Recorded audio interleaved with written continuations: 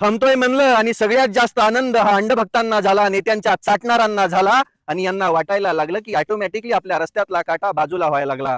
कारण इथल्या सत्तेच्या नाकामध्ये दम करण्याचं काम या रविराजने केलंय. या रविराजला अडवण्यासाठी याच्याकडे काही नाहीच आहे.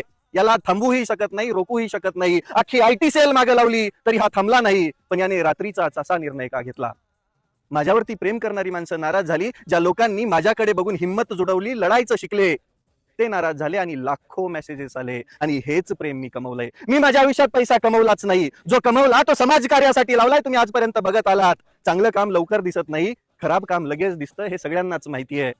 पण माझ्यावरती प्रेम करणाऱ्यांनो, मला जर थांबवायचं नसेल तर तुम्हाला उभं राहावं लागेल. आपल्याला प्रत्येक घरामध्ये छत्रपती शिवाजी महाराज उभे करावे लागतील, तयार करावे लागतील. त्या म्हणीला फाटा द्यावा लागेल. जी मन आपली हिंमत कायम काढून घेते ती म्हणजे छत्रपती शिवाजी महाराज जन्माला यावे, पण शेजाऱ्याच्या घरात नाही. आता छत्रपती प्रत्येक घरामध्ये जन्मायची वेळ आली आहे. आपल्याला उभं राहावं लागेल, हिमतीनं लढावं लागेल.